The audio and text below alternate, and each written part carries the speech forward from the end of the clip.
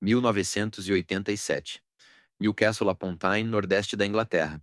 Uma cidade que cheirava a carvão, com temperatura de 6 graus e um céu cinzento que não via sol há semanas.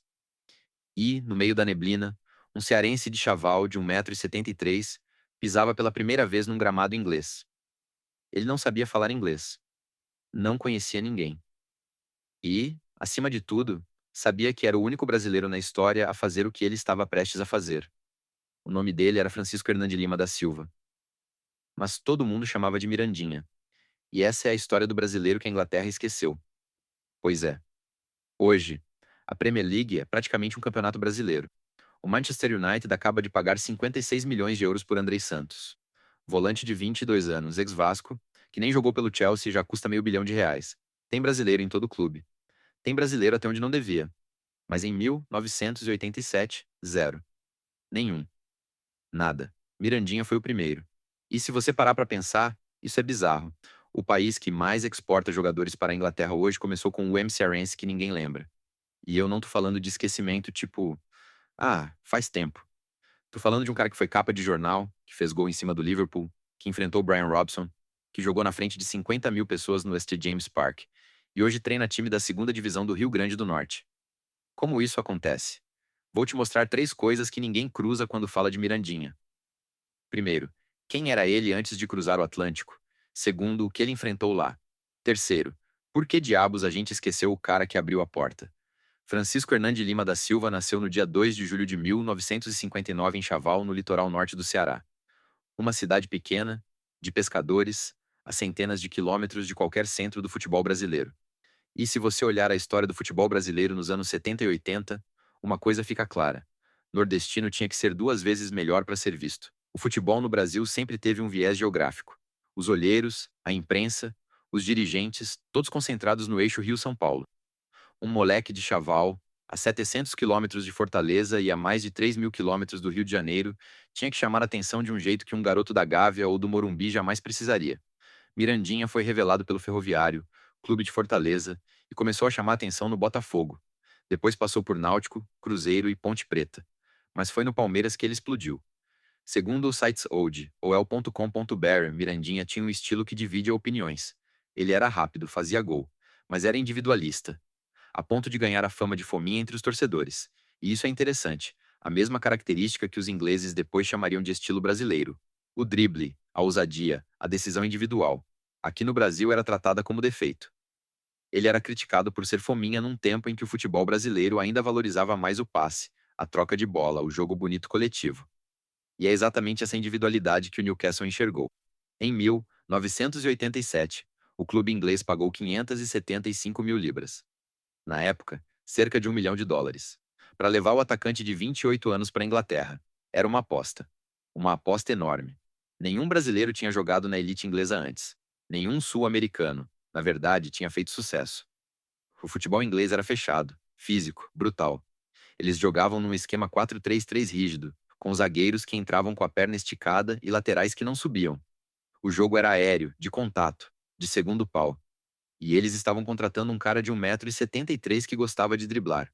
Pois é, era uma aposta que podia dar muito certo. Ou muito errado. E o mundo inteiro estava de olho. Agora, você precisa entender o que era Newcastle em 1987. A cidade era o coração da indústria do carvão inglesa e estava quebrada. O governo Thatcher tinha fechado minas, o desemprego batia recordes. E a cidade respirava uma desesperança cinzenta. Era o tipo de lugar onde o único escape era o futebol aos sábados. E a bebida depois.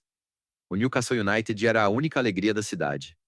E eles estavam pagando um salário de superstar para um brasileiro desconhecido. A expectativa era irreal. Mirandinha chegou em setembro de 1987 e estreou no dia 19 de setembro contra o Tottenham. O resultado? 3-0 para os Spurs. Ele não fez gol. E a imprensa inglesa, que já duvidava, começou a chiar. O jornal local, o Evening Chronicle, tinha manchetes do tipo: será que ele aguenta? E olha que ele nem tinha errado ainda. Era só o preconceito, temperado com aquele ceticismo britânico de quem achava que futebol brasileiro era coisa de praia, moleque descalço, não o jogo sério dos campos molhados do norte da Inglaterra. O frio era outro personagem dessa história. Mirandinha reclamava que não conseguia sentir os pés nos treinos. A grama molhada, o vento cortante, a temperatura que não passava dos 5 graus. Ele vinha de Chaval, onde a média é de 30 graus o ano inteiro. A comida era horrível para ele. Não tinha arroz e feijão, não tinha carne de sol, não tinha nada que lembrasse casa. Ele morava num apartamento pequeno, sozinho, e mal conseguia se comunicar. As ligações para o Brasil eram caríssimas. Não existia WhatsApp. Não existia internet. Ele dependia de cartas e telefonemas caríssimos para ouvir a voz da família. Só que aí, no dia 26 de setembro de 1987, uma semana depois da estreia, o Newcastle enfrentou o Manchester United em casa. 50 mil pessoas nos James Park. E Mirandinha fez gol, de cabeça. Um gol de atacante brasileiro na neblina de Newcastle, na frente da torcida mais apaixonada da Inglaterra.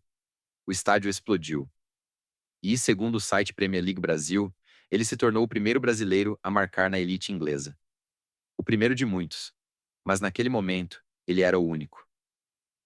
O único brasileiro no país que inventou o futebol, marcando contra o time de Brian Robson, num domingo cinzento no nordeste da Inglaterra. Mirandinha ficou 2 temporadas no Newcastle. Entre 1987 e 1989, ele jogou 54 partidas e marcou 20 gols. 20 gols na First Division inglesa. Para contexto, a média de gols dele era melhor que a de vários atacantes ingleses consagrados da época. Na primeira temporada, ele marcou 13 gols em 32 jogos. Um a cada 2 partidas e meia, aproximadamente. Números que, nos padrões de 1987, eram absolutamente respeitáveis para um estrangeiro chegando num país novo, num clima hostil, num estilo de jogo completamente diferente. E não foram gols fáceis. Ele fez gol no Liverpool de John Barnes. Fez gol no Arsenal. Fez gol no Everton. Fez 2 gols numa partida contra o West Ham, que virou fita VHS nos botecos do Brasil. Só que a imprensa inglesa nunca abraçou ele de verdade. E aqui a história fica interessante. Segundo a ESPN, Mirandinha enfrentou Brian Robson várias vezes.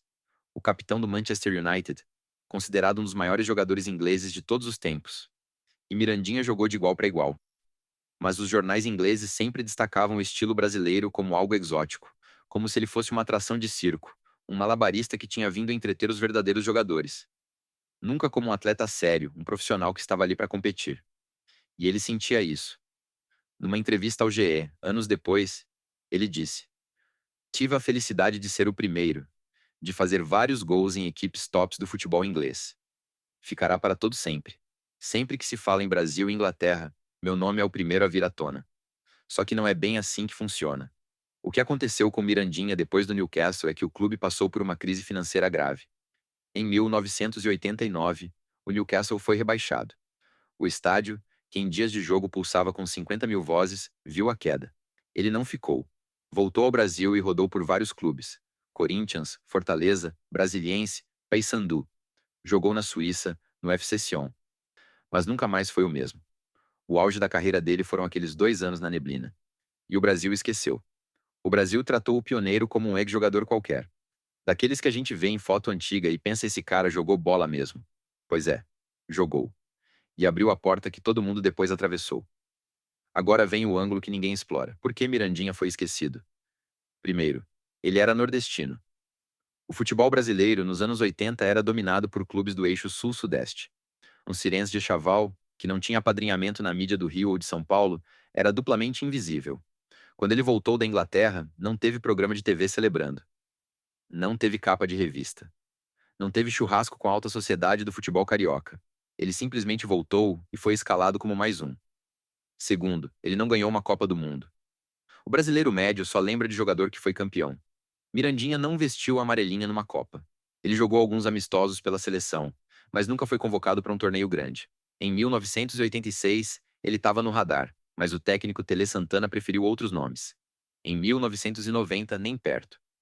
Terceiro, ele não se encaixava no estereótipo do jogador brasileiro talentoso que deu certo na Europa. Ele deu certo sim.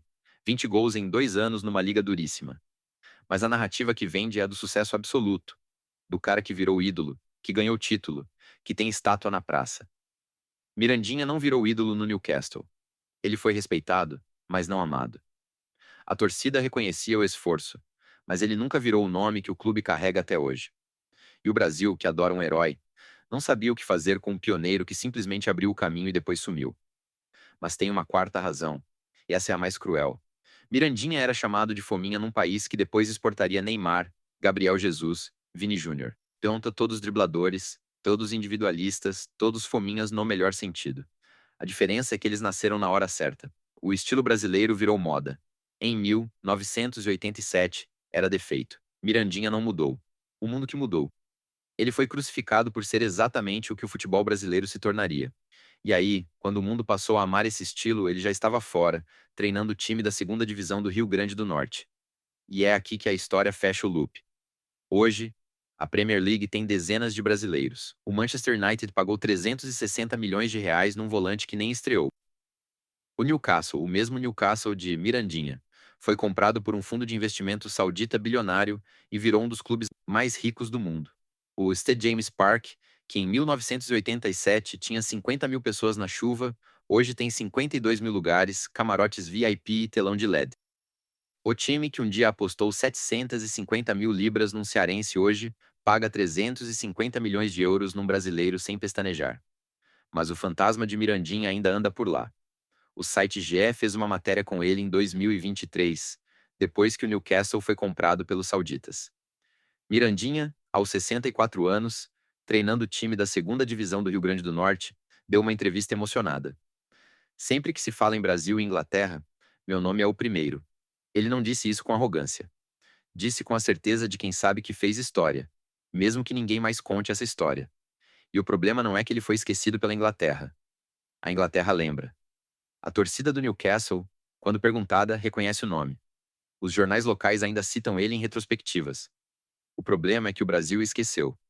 O Brasil esqueceu o cearense que entrou na neblina sem saber inglês, sem conhecer ninguém, sem saber se voltava vivo, e mostrou para o mundo que o futebol brasileiro cabia, sim, no país que inventou o esporte. Ele não precisa de estátua, mas merece, no mínimo, que a gente lembre o nome dele.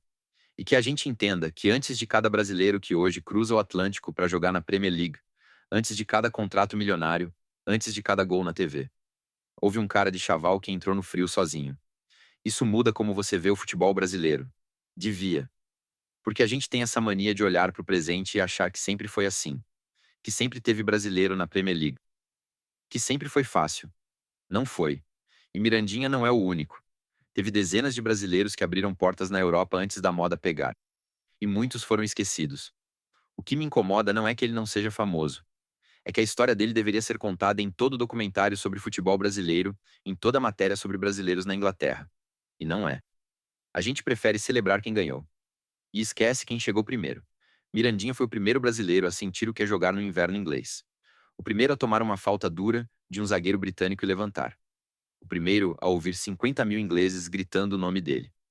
E o primeiro a voltar para o Brasil com a cabeça erguida. Mesmo sem título, mesmo sem fama, mesmo sem fortuna. Ele não virou lenda. Ele virou esquecimento. E isso diz mais sobre a gente do que sobre ele.